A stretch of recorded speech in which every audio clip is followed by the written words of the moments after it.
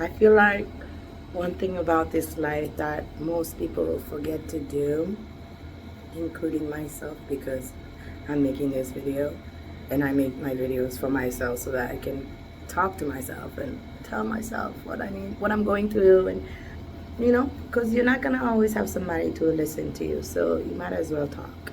So I feel like a lot of people are waiting for it to be just perfect to be able to post the thing that they need to post or talk about the thing that they need to talk about or wait. And I feel like at the end of the day, like, waiting is a beautiful thing when we lived past 200. Now we can barely make it to 100 as a whole human population. And so of course that comes with a lot of things. It's not just one thing that kills the human body. It is an amount of things. It is like a pot boiling. Like, you can put your pot on the stove and put the lid on it and turn it on high and then watch it for the first 30 seconds and it will not boil. It will just get a little hotter. Then you can leave and come back a minute later and you're gonna start seeing some little bubbles. And then you're gonna come back and then you're gonna start seeing all the condensation and it's gonna start steaming and boiling. It's an amount of things. So I think the physical body dies when it cannot take any more stress. So for me, I just say this: at the end of the day, a lot of people are looking for somebody else to save them. Everybody is doing the whole, like, why you call it again? What you call it again when you have when the woman is the woman is waiting to be saved, and then the hero. It's not the hero effect, because the hero is like, what America does when they go to developing countries when a natural disaster has happened and they put all the cameras there and they're like, and made a mediating aid. But it's kind of like, it's not the aid, it's you guys needing to leave the country and stop touching our country and stop bringing your nasty little things. Like, we could talk about cholera all we want to. America loves to talk about cholera, but it's like, they're like, you're from Haiti, well, you know about the cholera? I'm like, yeah, it came because your missionaries came down there and then they didn't know how to, because, they don't know anything outside of their, flushing the toilet. They use the restrooms and, in the waters that we use, the natural waters. Yes, America, water just flows. It just flows and you can just drink it in other countries. But, that's the cholera situation. But let's get back on track on what I was talking about. Do what you need to do and do what you want to do in your life without stepping on the necks of others. Every single moment you feel the urge, you're like, oh my gosh, like, I gotta do something for myself right now. Do it. Do it as much as you can. Do yourself as much as you can, and be your own therapist as well. A lot of people are looking for a therapist to help fix them. I've got an issue, fix me. But ask yourself, have you ever sat down and asked yourself, why do I feel this way? Just ask yourself questions. Everybody talk about, oh, I've got demons, I'm battling with demons. Bro, demons you created. Demons you created, you don't know how to control. You created all of those when you were younger to get through steps of life. You created the demon of jealousy when you were probably in freaking middle school, because like you were like really jealous because you were starting to develop emotional feelings for other people that way. Outside of like your family, you started to feel like you want to be in other people's presence, so you built that. Because you go through freaking like emotions when you're in middle school age, then you go to high school, and that's like, bro, what high schoolers today compared to the high schoolers before? Oh Lord, have mercy, you can't even go to school no more. Yeah, you can't piss off John. You cannot piss off Caleb. You can't. Caleb with a K, Caleb with a C. Whichever one. You cannot piss them off because they carry a backpack. And you go to school with them and they wear black all the time. And you don't want to stereotypically profile them because, racial profiling is something we talk about, we hear about. But stereotypical profiling, we don't talk about it a lot. Like, we don't talk about a lot, who is the specific. Let's not talk about race, because at the end of the day, when we start talking about race, we start forgetting that we are all humans and we all come from that. We can all birth, we can all function, we have eyes, we all function the same. So let's just talk about groups of people, like stereotypical for like cultures and groups and stuff like that. When we look about all of the mass destruction that is happening in the United States right now as a whole, and I'm saying United States because this is where I'm located right now, and I've been here for 20 years. When we look at this, who is the specific group of people who's committing most of these crimes? Like, for real, for real. Kids can't go to school, bro. People are literally not existing in this physical plane anymore in this country. That's not an issue, but the issue is they want to talk about money. They want to talk about, like, how do I get? But the thing is, though, there is a course for everything. Things stop for people. It will stop. When you receive way more than you give, things will just stop coming. When you give more than you receive, things will just, you gotta have balance. You gotta be a Libra. That's why I say over here, like, people are so angry, like, I don't know what's going on in this world. But at the end of the day, they forget, like, now, by the way, this is me just ranting. You do not have to agree with everything that I'm saying. You do not even have to even care. But if you are watching this and this is 6 minutes now down and you're still watching it, something that we agree with or some level or whatever, we are connected. Whether it's you disagreeing with what I'm saying, we are connected.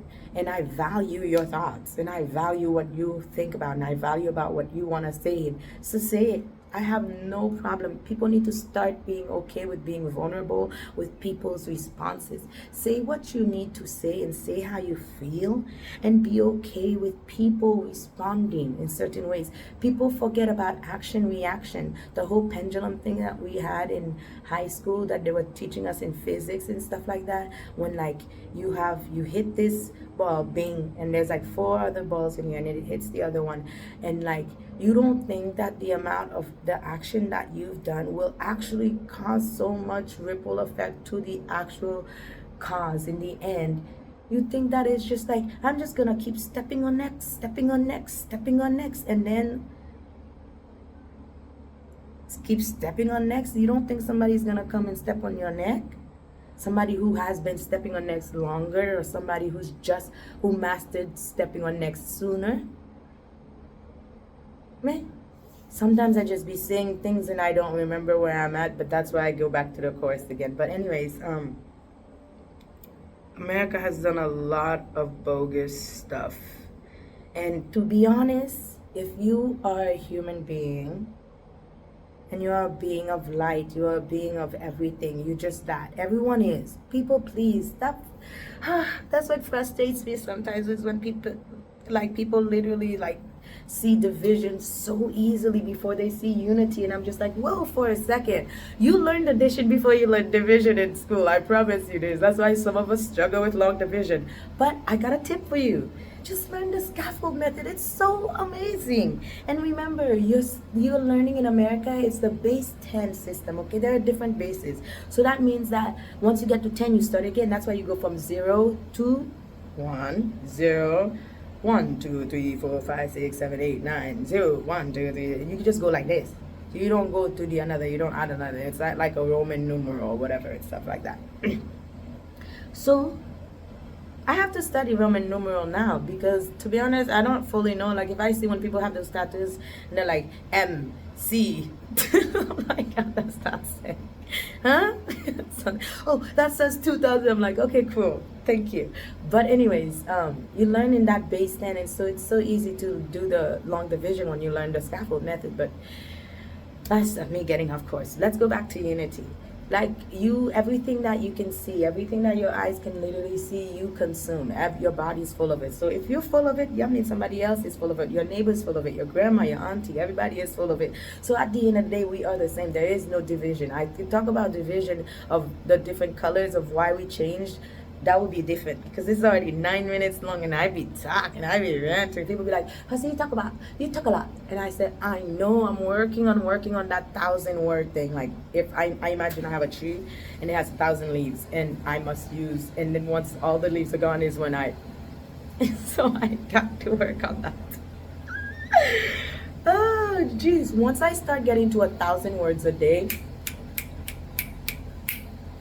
upgrade version of me. I've elevated, and I'm just being elevated because I've done a lot of giving, and I used to when I give like, and I give when it feel I give when it and it makes me feel good. It just feels so good when I give. I would be like, like it's. I was talking to this gentleman yesterday, and he was telling me about how he gave 50 cents to a person on the street yesterday, and I was like, okay, like, yeah, that's amazing, congratulations. I bet you lit up this guy's life. And he's like, and he said, the only thing I was thinking about was if I had more, I would have given. And I think that's another thing. Let me speak biasly for a second to men. I think that's another thing is once you do something amazing, you think that you have to do something, you have to undermine what you just did to get even more. No, you don't have to worry about having more to have given in other than that 50 cents. Bro, that's what you had. Give what you had because you were able to, and watch it come back. And you never know, another person could give him $1 and now he has $1.50. See, look how easy it is to be able to give and receive, give and receive. Because you know what? People on the streets give so much more. I see, I used to fundraise so much in the streets of Portland. And I used to just watch like the people in the streets. And the thing is, I fundraised for a while, for like a year and like 5 months for one specific company. And the best thing is I had like forever friends of people who, based on the location that I was at, I know them because they would stay there and they would ask for people for money, and I'd be there anyways asking for people for money anyways too, but for an organization, different reasons. But I watched them and they used to be like, here's this, and whenever one would be passing by the other, they would just give. He's like, oh, and you could literally be like, these people out here on the streets, they can't think, they don't have nothing going on. But I'm like, they recognize each other when they're in need. They know this person's been on the street, they've been talking to each other for like 20 plus years, 15 years. And they care for each other. You see old people in the streets. You see old people in the streets helping each other out. That's another thing. Shit. That's another thing that hurts me, is that why are we not taking care of our elders? And it goes deeper than that as to why. Because our elders never gave us anything to take care of. After the World War II, it was just consumption.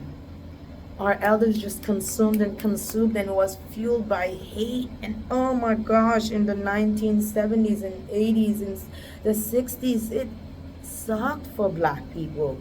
It sucks all the time for black people, but it sucked. I watched videos of the firefighters blasting black people in the streets, peaceably protesting. And it says that in your Bill of Rights, you can peaceably assemble. It is the right of the government to take care of its people, because the government was elected by its people, for its people. Man, people don't study the Bill of Rights anymore, so not all of this is penetrating. So anyways, I go back and I say we unity. There was one thing that separated us, and now we're different shades. There's no problem with that. We're still the same. We breathe the same. Why mock? It makes no sense.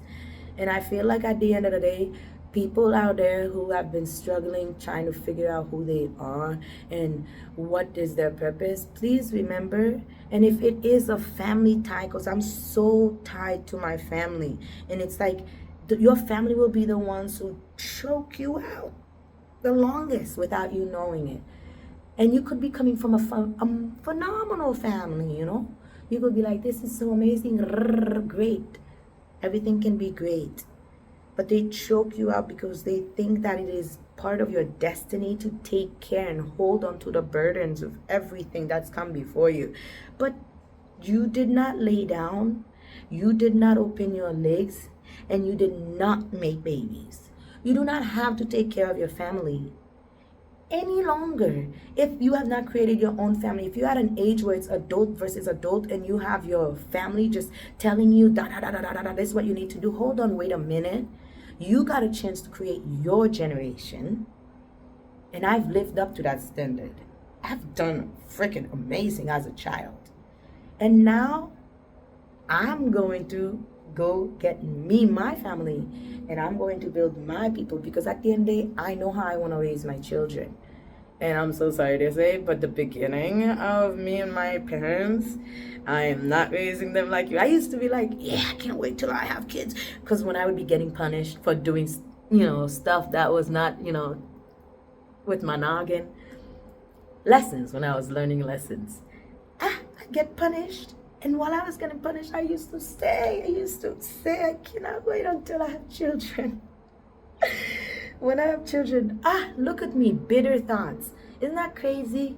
You going through something, so then you have to split your freaking tongue upon somebody else. And I used to split it upon an unexisting factor. And I was over here like talking shit about my kids. Like, oh yeah, I can't wait. Nah, bruh. I'm gonna definitely be a different parent. And that's what I'm saying. If you're in a space, in a position where it is that like your parents have been writing you and telling you what you must do, you're the one. You have to raise the family. You have to get rid of our burdens. First of all, I'm dealing with things my own.